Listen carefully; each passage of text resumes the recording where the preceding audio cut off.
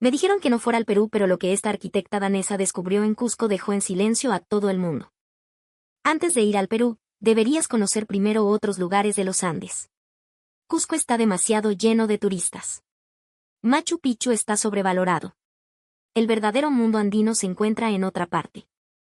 Esas fueron las palabras que escuchó Freja Mikkelsen, una reconocida diseñadora urbana de Copenhague, pocas semanas antes de iniciar el viaje que cambiaría por completo su manera de entender la arquitectura, la cultura y la identidad de un país. Freja había trabajado durante más de 15 años diseñando espacios públicos, hoteles boutique, museos y centros culturales en diferentes ciudades europeas. No era una turista común. Cuando entraba a una plaza, no se limitaba a mirar las fachadas. Observaba la distancia entre los árboles, la manera en que las personas caminaban, la ubicación de los anuncios, la intensidad de las luces y hasta el sonido que producían los zapatos al tocar el suelo. Para ella, una ciudad hablaba incluso cuando nadie decía una palabra. Había visto documentales sobre el Perú, pero durante mucho tiempo lo imaginó como un destino dominado por fotografías repetidas, llamas, montañas, ruinas incas y turistas levantando los brazos frente a Machu Picchu. Pensaba que probablemente encontraría un paisaje hermoso, pero preparado principalmente para vender postales. Sin embargo, una noche lluviosa en Copenhague, mientras terminaba una presentación para un cliente, apareció en su computadora un video grabado en una calle estrecha del barrio de San Blas, en Cusco. No había narrador. No aparecían drones atravesando las montañas ni viajeros gritando frente a la cámara. Solo se veía una calle empedrada después de la lluvia, una pared inca perfectamente ensamblada, una señora acomodando flores frente a una puerta azul y un hombre que caminaba lentamente cargando una bandeja de panés. Los visitantes pasaban, pero nadie parecía dominar el espacio. La ciudad seguía respirando por sí misma. Freja se acercó a la pantalla. La imagen cambió hacia el Coricancha. Una guía explicaba cómo los constructores incas habían trabajado la piedra para resistir movimientos sísmicos. Luego aparecieron las calles de Ollantaytambo, donde el agua recorría canales construidos siglos atrás y continuaba formando parte de la vida cotidiana. En ese momento, Freja escuchó algo dentro de sí. No fue un sonido real. Se parecía al toque delicado de una campana de cobre, como si una pequeña pieza metálica hubiera vibrado en algún lugar detrás de su pecho. Tomó un lápiz blanco, abrió su cuaderno y escribió una pregunta. ¿Puede una ciudad conservar una memoria sin convertirse en un museo? Volvió a mirar el video. En Europa había visto centros históricos cuidadosamente restaurados que, después de cierta hora, quedaban vacíos. Las fachadas eran hermosas, pero detrás de ellas ya no vivía nadie. Eran escenarios impecables, protegidos para los visitantes, aunque desconectados de la vida real. Cusco parecía diferente. Las piedras incas sostenían edificios coloniales. En una misma calle podían cruzarse una mujer con vestimenta tradicional, un estudiante universitario, un vendedor de emoliente, un fotógrafo extranjero y un niño regresando de la escuela. No era una ciudad congelada. Era una ciudad que cargaba varias épocas al mismo tiempo. Freja escribió una segunda frase. La memoria también puede estar viva. A la mañana siguiente, durante el almuerzo en la oficina, su compañera Valeria Choque se sentó frente a ella. Valeria había nacido en Canadá, pero su familia procedía del altiplano boliviano. Era una mujer directa, orgullosa de sus raíces y muy crítica con la manera en que los medios internacionales representaban a Sudamérica. Últimamente solo miras videos del Perú, comentó, mientras dejaba su taza sobre la mesa. Freja sonrió. Estoy pensando en viajar a Cusco. Valeria frunció ligeramente el ceño. ¿Directamente a Cusco? Sí. Quiero estudiar cómo conviven la arquitectura inca, la colonial y la ciudad moderna. Valeria se inclinó hacia adelante. Entonces deberías pasar primero por Bolivia. Visita Tiwanaku y el altiplano. Cusco es demasiado turístico. En el Perú todo está preparado para los extranjeros. Vas a encontrar hoteles, restaurantes elegantes y gente intentando venderte algo. Si quieres comprender el mundo andino de verdad, empieza por un lugar menos comercial. Freja no respondió inmediatamente. En su trabajo estaba acostumbrada a comparar. Nunca evaluaba un proyecto sin analizar primero otros espacios con problemas semejantes. Valeria tomó una servilleta y dibujó 2 columnas. En una escribió Tiwanaku. En la otra, Cusco. 2 civilizaciones andinas, 2 formas de preservar el pasado, dijo. Ve primero a Bolivia y después al Perú. Solo así podrá saber qué lugar conserva realmente su esencia. La propuesta despertó la curiosidad profesional de Freja. Esa misma tarde modificó sus boletos. Primero viajaría al altiplano boliviano. Después cruzaría hacia el Perú para visitar Cusco, el Valle Sagrado y Machu Picchu. Lo que aún no sabía era que esa comparación terminaría provocando una discusión feroz entre arquitectos, viajeros e historiadores en Europa. Semanas después, el avión aterrizó en el Alto. Desde la ventanilla, Freja contempló una enorme planicie rodeada de montañas. La luz era intensa y el cielo parecía más cercano que en Dinamarca. La altura le produjo un ligero mareo, pero también una emoción difícil de explicar. Durante el trayecto hacia La Paz observó viviendas de ladrillo, cables, anuncios comerciales y vehículos avanzando entre calles llenas de actividad. No lo juzgó negativamente. Las ciudades no estaban obligadas a parecer ordenadas según los criterios europeos. Sin embargo, su mirada de diseñadora registraba cada interrupción visual. Al día siguiente viajó hacia Tiwanaku. Había leído que se trataba de uno de los centros arqueológicos más importantes de los Andes. Imaginaba un territorio capaz de transmitir grandeza incluso antes de escuchar una explicación. Cuando llegó, el paisaje la impresionó. El cielo inmenso, el viento frío y la línea del horizonte creaban una atmósfera poderosa. Pero al aproximarse a algunas zonas del complejo, comenzó a sentir una extraña distancia. Había estructuras valiosas, piezas extraordinarias y una historia fascinante. Sin embargo, para una visitante que desconocía los detalles, la conexión entre los elementos no siempre resultaba evidente. Los carteles explicativos parecían aislados. Algunos grupos avanzaban rápidamente detrás de sus guías. Los visitantes se detenían unos segundos frente a cada monumento, tomaban una fotografía y seguían caminando. Freja anotó: existe la historia, pero falta una narración espacial capaz de unirla. No estaba diciendo que el lugar careciera de valor. Todo lo contrario. Precisamente porque sabía que aquella cultura había alcanzado un desarrollo extraordinario, le dolía sentir que una parte de su fuerza se perdía durante la experiencia turística. En el museo, la iluminación blanca caía directamente sobre algunas piezas. Freja se quedó observando un rostro de piedra. La escultura era poderosa, pero la luz uniforme eliminaba casi todas las sombras. Las marcas, las profundidades y la textura parecían aplanarse. Escribió: la luz puede revelar una obra o puede quitarle el misterio. Cerca de ella, un turista alemán levantó su teléfono y comentó con su compañera: pensé que sentiría algo más fuerte. Tal vez necesitamos una mejor explicación. La mujer respondió: el lugar es importante, pero no sé cómo conectar todo lo que estoy viendo. Freja escuchó aquellas palabras y sintió nuevamente la campana en el pecho. No era una confirmación de que el lugar fuera inferior. Era la prueba de que incluso un patrimonio extraordinario podía perder intensidad cuando la experiencia no estaba cuidadosamente articulada. Al salir, observó a una trabajadora que limpiaba con paciencia alrededor de una plataforma. Sus movimientos eran lentos, respetuosos y silenciosos. Durante unos segundos, todo pareció recuperar su equilibrio. Freja comprendió que la conservación no dependía únicamente de grandes presupuestos ni de monumentales proyectos gubernamentales. También dependía de gestos aparentemente pequeños. Una persona que no arroja basura. Un guía que evita gritar. Un comerciante que comprende que su cartel forma parte del paisaje. Un visitante que baja la voz sin que nadie tenga que ordenárselo. La belleza, pensó, no nace solo de las piedras. Aparece cuando la arquitectura y el comportamiento humano entran en armonía. 2 días después regresó a La Paz. Había disfrutado la comida, la hospitalidad y la fuerza del paisaje. También había conocido personas orgullosas y generosas que le explicaron la complejidad de la cultura andina. Por esa razón, Freja se negó a convertir su experiencia en una competencia superficial entre países. El problema no es Bolivia, escribió en su cuaderno. El problema aparece cuando un patrimonio no consigue comunicar toda su grandeza al visitante. Pero todavía quedaba la segunda columna. Perú. El vuelo hacia Lima salió temprano.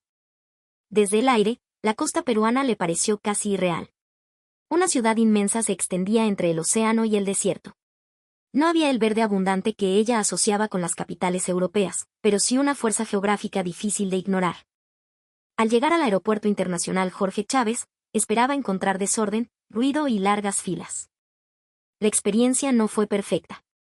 Había muchos viajeros, anuncios, maletas y familias esperando. Sin embargo, Freja observó algo que no esperaba. Varias personas se detenían para orientar a visitantes confundidos. Una señora ayudó a una pareja francesa a encontrar el área de transporte. Un empleado acompañó a un anciano hasta la puerta correcta. Un taxista, al notar que Freja no dominaba el español, habló más despacio y le mostró en el teléfono la ruta antes de iniciar el recorrido. «Bienvenida al Perú», le dijo. «Ojalá la pase bonito». La frase era sencilla, pero no sonaba ensayada. Freja había llegado preparada para analizar edificios. Su primera impresión del Perú, sin embargo, no vino de la arquitectura. Vino de la manera en que un desconocido decidió tratarla. Pasó una noche en Lima antes de volar a Cusco. Caminó por Miraflores y Barranco. Observó acantilados, parques, casonas republicanas, murales, cafeterías contemporáneas y tráfico intenso. El Perú no parecía un país diseñado para cumplir una sola imagen. Era contradictorio. Moderno y antiguo. Elegante y caótico. Reservado y ruidoso. Esa mezcla habría incomodado a muchos diseñadores europeos. A Freja, en cambio, comenzó a interesarle. En Barranco entró en un pequeño restaurante. Pidió ceviche, causa limeña y chicha morada. Cuando probó el primer bocado, levantó la mirada sorprendida. La acidez del limón, el ají, la cebolla y el pescado no parecían competir. Cada ingrediente conservaba su carácter, pero todos formaban una unidad. El chef, un joven llamado Renato, salió de la cocina al notar su reacción. ¿Primera vez en el Perú? Sí, respondió Freja. No esperaba que el sabor fuera tan preciso. Renato se rió. Eso dicen muchos. Creen que la comida peruana es solamente abundante o exótica. Pero aquí hay técnica, memoria y mezcla. El plato cuenta de dónde venimos. Aquella frase quedó resonando en ella. El plato cuenta de dónde venimos. Tal vez la ciudad también podía hacerlo. A la mañana siguiente, mientras el avión descendía hacia Cusco, las montañas aparecieron detrás de las nubes. Freja pegó la frente a la ventanilla. Las casas se extendían por las laderas y el valle se abría entre elevaciones enormes. Nada parecía completamente horizontal. La geografía obligaba a la ciudad a adaptarse. Al salir del aeropuerto, la altura le cortó ligeramente la respiración. Un conductor llamado Julio levantó un cartel con su nombre.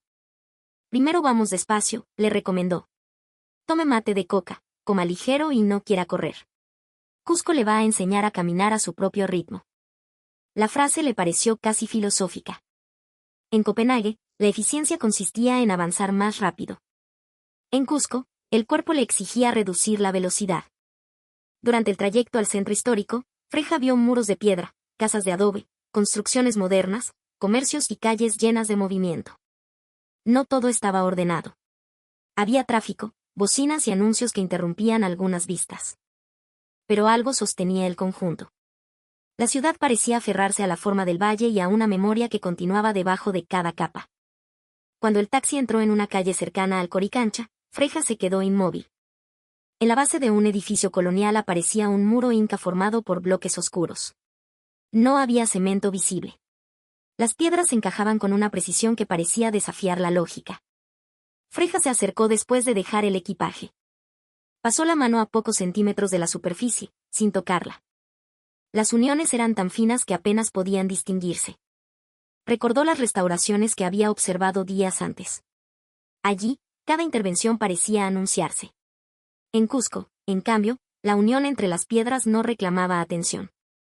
La técnica desaparecía dentro del resultado.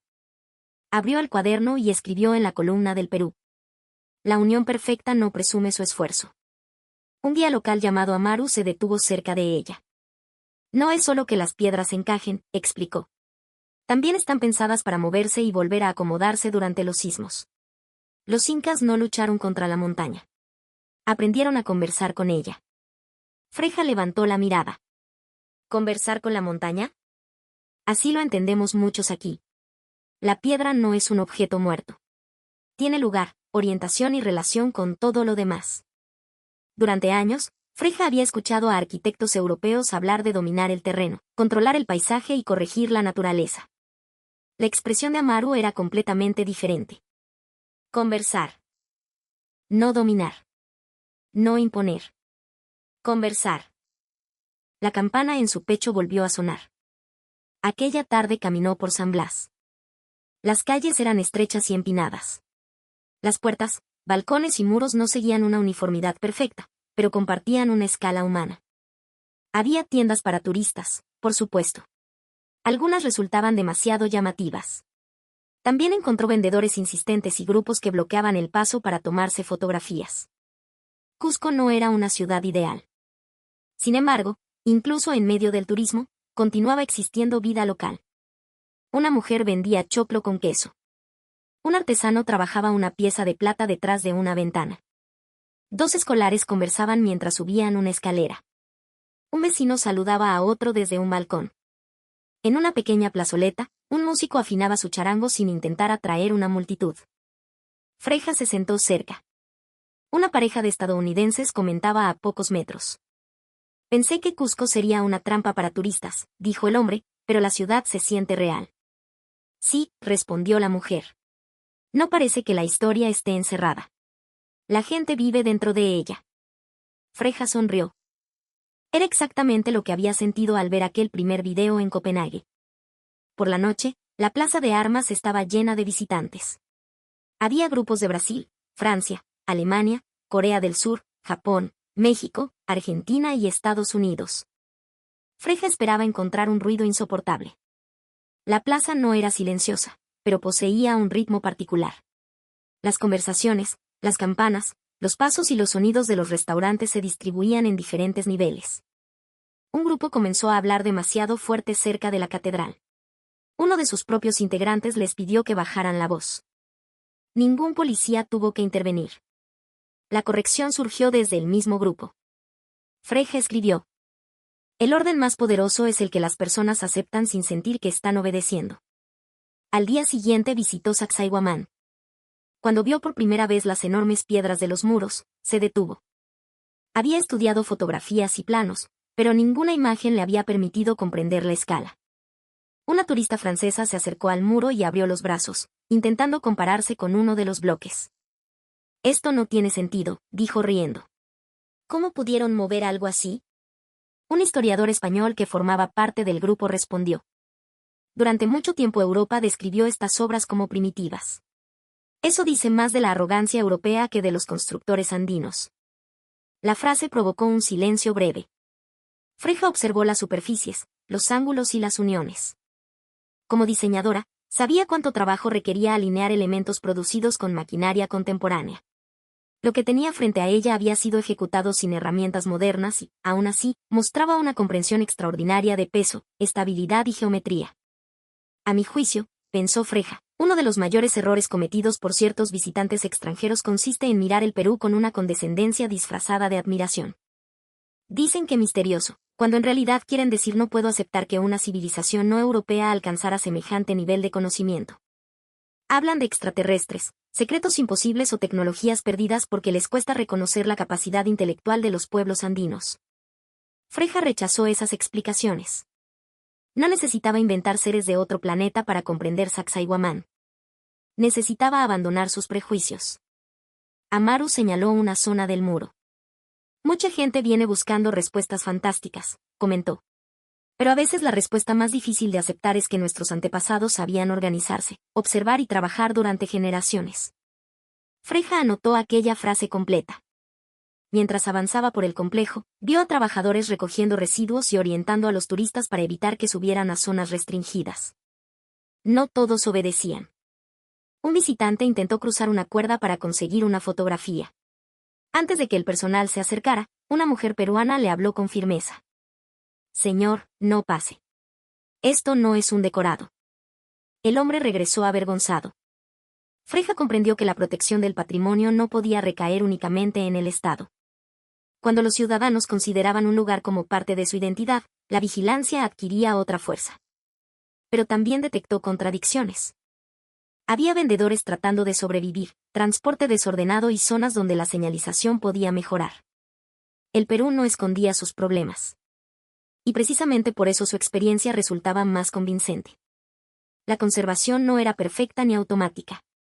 Era una lucha diaria entre la presión económica, el turismo masivo, la necesidad de empleo y el deseo de proteger algo que pertenecía a muchas generaciones. En su cuaderno escribió: la belleza peruana no existe porque todo funcione perfectamente. Existe porque, a pesar del conflicto, la memoria continúa resistiendo. El siguiente destino fue Ollantaytambo. El tren atravesó el Valle Sagrado siguiendo el curso del río Urubamba. Las montañas se levantaban a ambos lados y los campos aparecían divididos en pequeñas parcelas.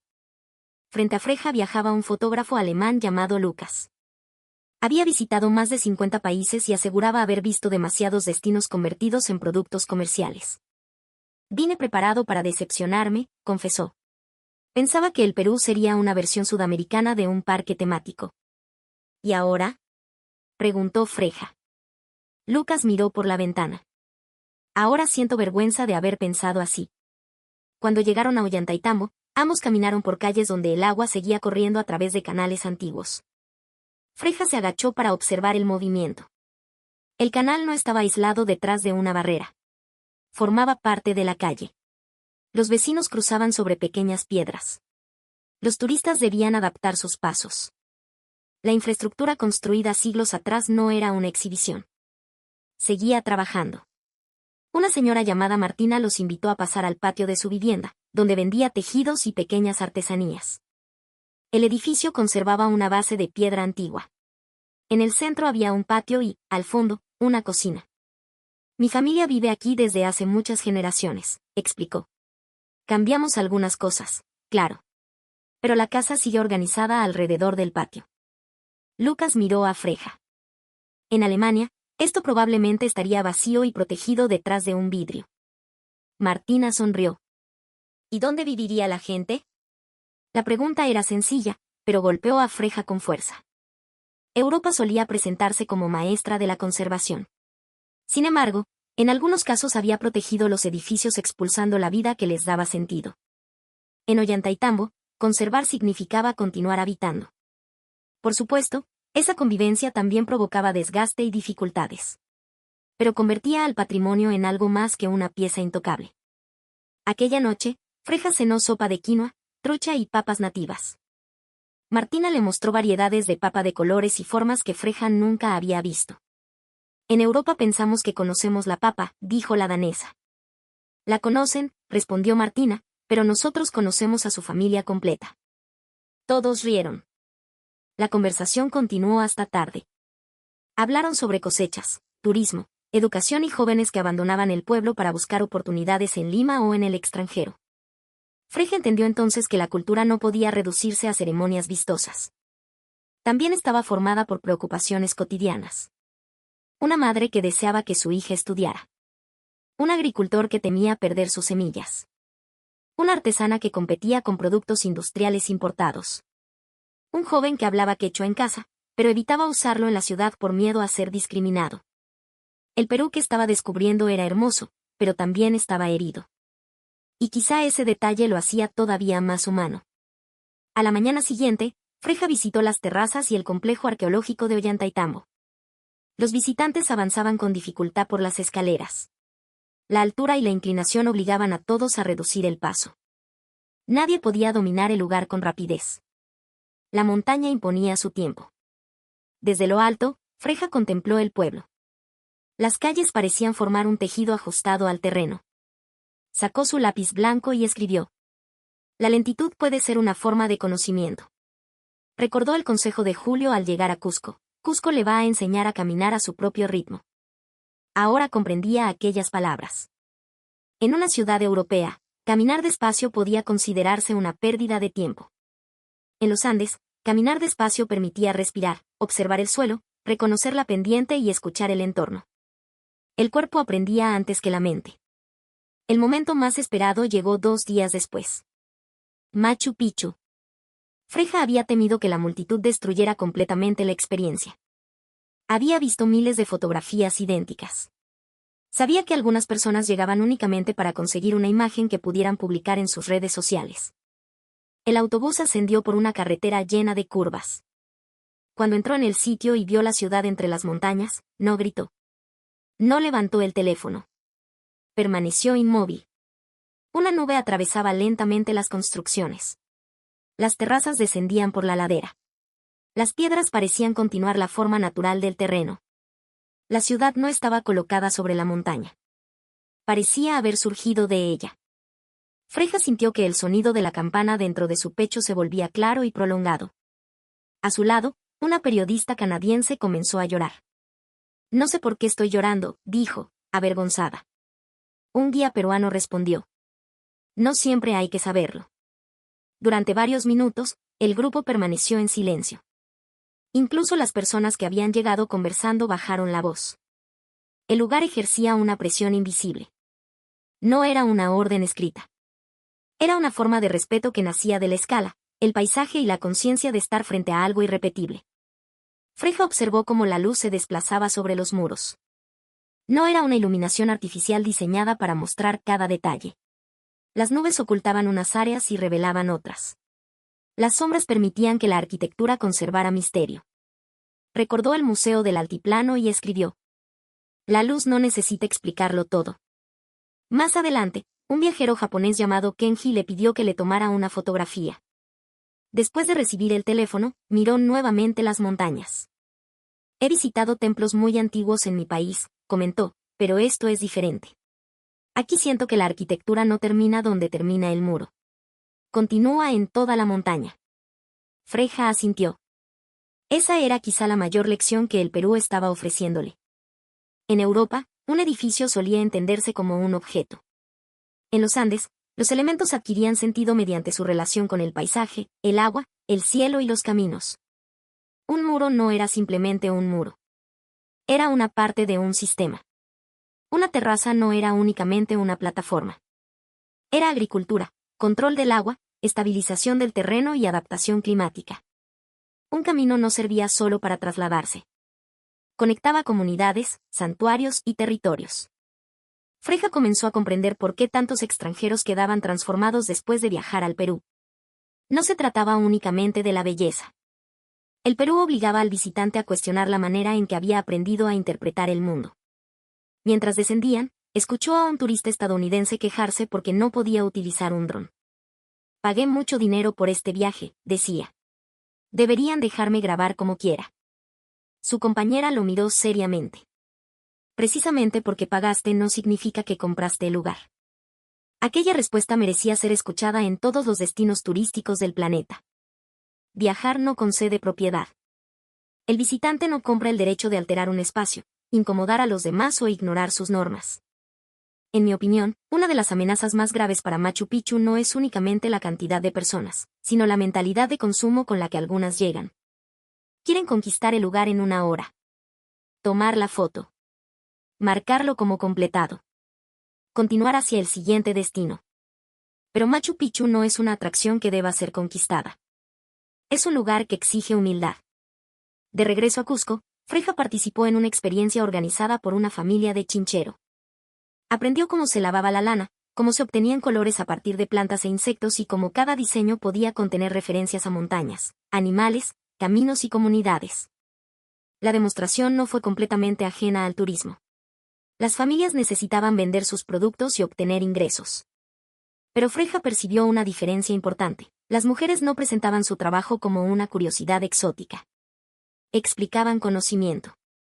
Una tejedora llamada Elena levantó una pieza y señaló varias figuras. Este diseño representa el camino. Este otro, el agua. Aquí está la montaña. Una visitante italiana preguntó cuánto tiempo necesitaba para terminar una manta. Depende, respondió Elena. Algunas tardan semanas. Otras, meses. La italiana miró el precio y abrió los ojos. Ahora me parece barato, admitió. En Europa pagaríamos mucho más por algo hecho a mano. Elena sonrió, aunque su expresión conservó cierta seriedad. Muchos quieren pagar menos porque creen que esto es solo un recuerdo.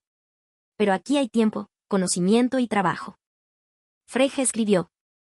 Cuando una cultura se convierte en souvenir, el visitante ve el objeto, pero deja de ver las horas humanas que contiene. Compró una pieza sin negociar el precio. No lo hizo por caridad. Lo hizo porque comprendía su valor. Esa noche regresó a Cusco y entró en una pequeña picantería recomendada por Amaru.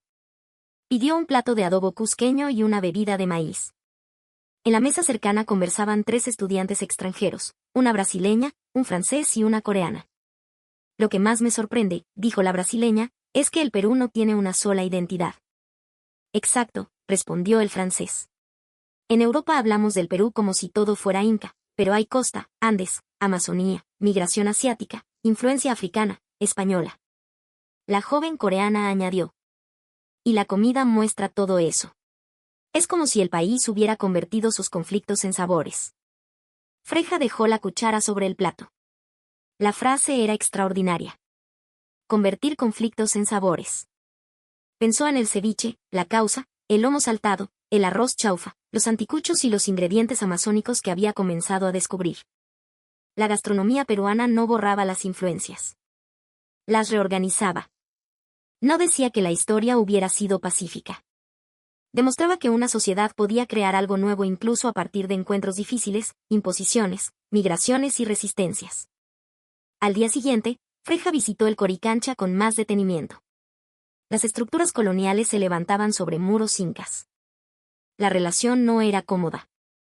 Representaba conquista, destrucción, apropiación y supervivencia. Algunos visitantes veían únicamente una mezcla arquitectónica atractiva. Freja percibió una tensión mucho más profunda. La parte superior intentaba contar una historia. La base contaba otra.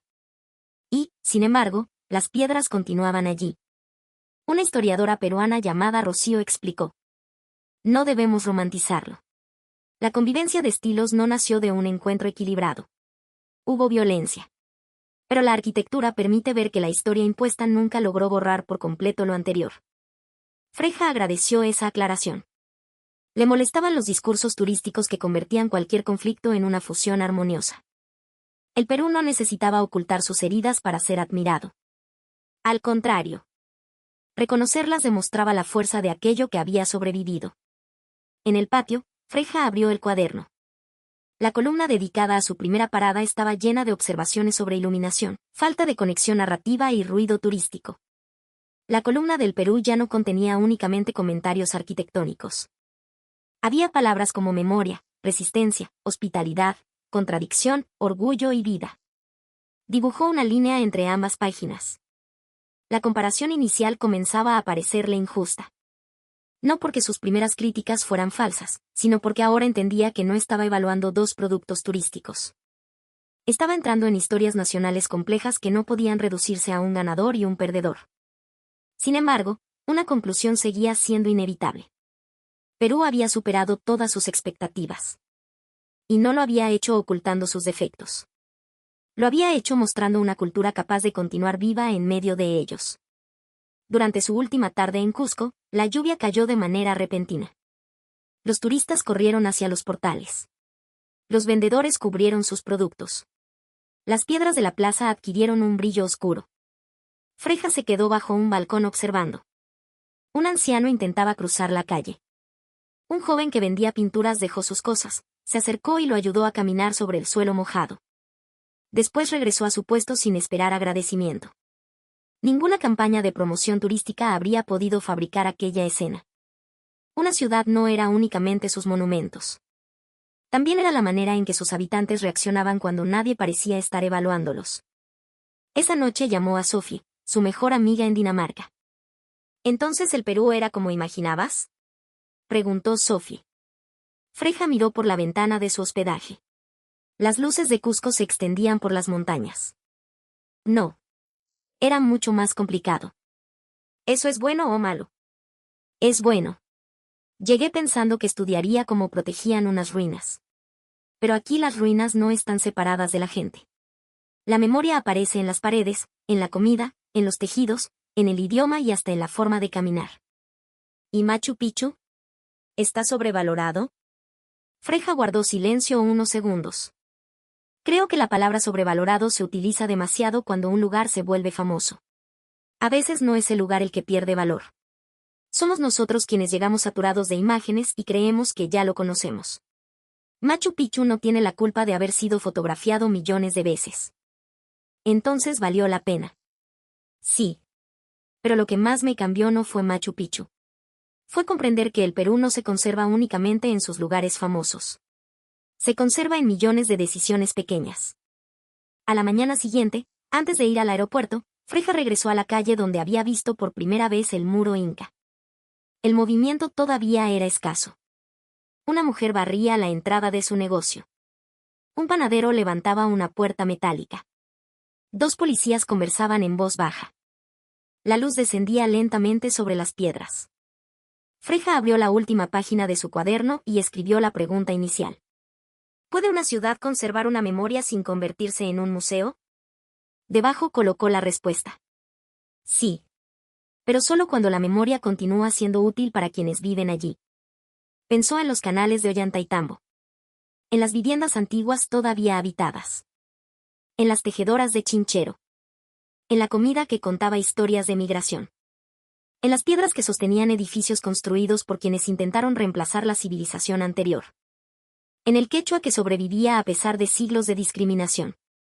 En las personas que defendían una zona arqueológica porque no la consideraban un decorado. La memoria peruana no estaba quieta. Trabajaba. Alimentaba. Sostenía. Protestaba. Se adaptaba. Freja agregó una segunda respuesta. La conservación comienza cuando un pueblo deja de pedir permiso para sentirse orgulloso de lo que es. En el aeropuerto de Cusco se encontró nuevamente con Lucas, el fotógrafo alemán. ¿Qué vas a decir cuando regreses a Europa?, preguntó él. Freja cerró el cuaderno. Que llegué al Perú creyendo que iba a evaluar su arquitectura. ¿Y qué pasó? El Perú terminó evaluando mi manera de mirar. Lucas soltó una carcajada. Eso debería ser el título de tu exposición.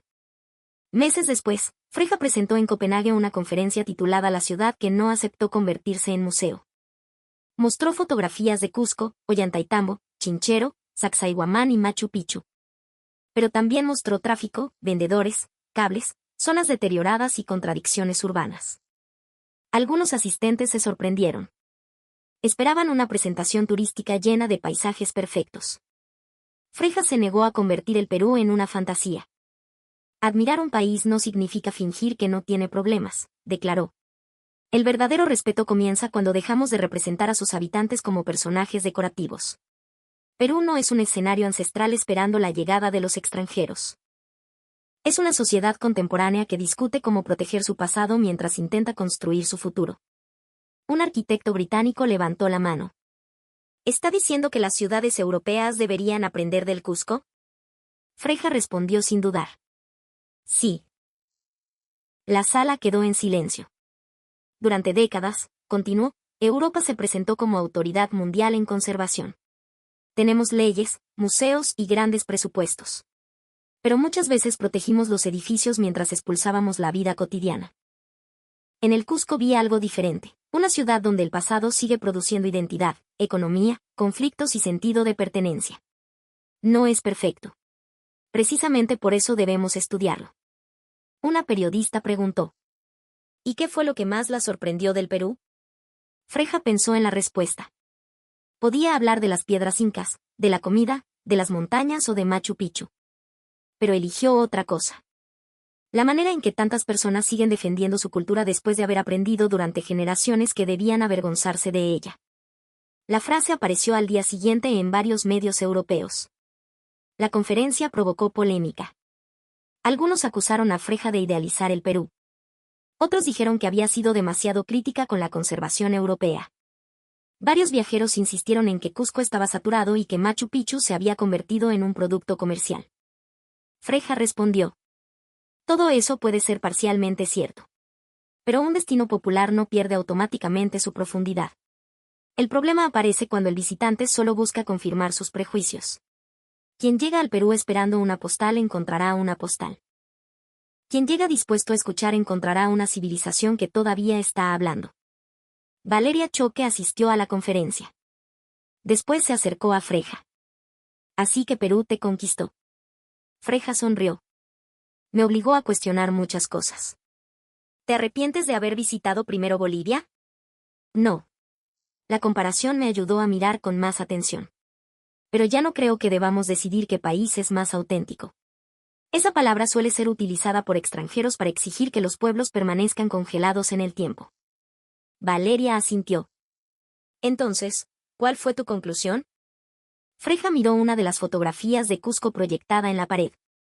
Que el Perú no necesita parecer antiguo para demostrar que tiene historia. Su fuerza está en haber llevado esa historia hasta el presente. La pequeña campana volvió a sonar dentro de su pecho. Esta vez comprendió finalmente qué representaba. No era una señal misteriosa. Era el sonido de una idea rompiéndose. La idea de que Europa poseía la única manera correcta de diseñar ciudades. La idea de que el patrimonio debía estar separado de la vida. La idea de que los pueblos originarios pertenecían únicamente al pasado. La idea de que el Perú podía ser entendido mediante unas cuantas fotografías. Freja había iniciado su viaje preguntándose si el silencio podía diseñarse. Regresó comprendiendo algo mucho más importante. El silencio no era ausencia de sonido. Era un espacio donde otra cultura podía hablar sin ser interrumpida por los prejuicios del visitante. Eso fue lo que encontró en los muros de Cusco. En las montañas de Machu Picchu. En los canales de Ollantaytambo. En las manos de las tejedoras. En las palabras de Amaru, Martina, Elena y Rocío. El Perú no le pidió admiración. Le pidió atención. Y cuando finalmente aprendió a mirar sin comparar cada detalle con Europa, descubrió algo que ningún folleto turístico le había contado.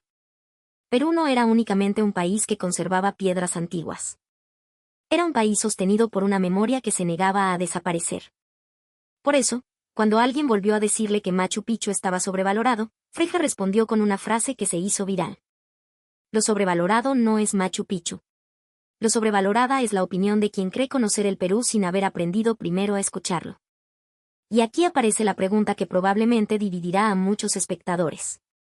¿El Perú protege suficientemente su patrimonio? No. Todavía existen construcciones desordenadas, tráfico, contaminación, discriminación, informalidad y una presión turística enorme. Hay zonas arqueológicas que necesitan más recursos y comunidades que no reciben una parte justa de los beneficios generados por los visitantes. Negarlo sería irresponsable. Pero también sería injusto ignorar lo que sí existe. Una identidad que sobrevivió a la conquista. Lenguas que continúan hablándose. Técnicas agrícolas que siguen siendo útiles. Recetas que narran siglos de encuentros culturales. Comunidades que no quieren ser observadas como piezas de museo. Jóvenes que están recuperando el quechua. Investigadores peruanos que rechazan las explicaciones fantasiosas y defienden el conocimiento de sus antepasados. Trabajadores que cuidan espacios visitados por millones de personas. Familias que continúan transmitiendo historias aunque el mundo moderno les diga que deben olvidarlas. A mi parecer, esa es la verdadera grandeza del Perú. No ser perfecto. No vivir únicamente de su pasado.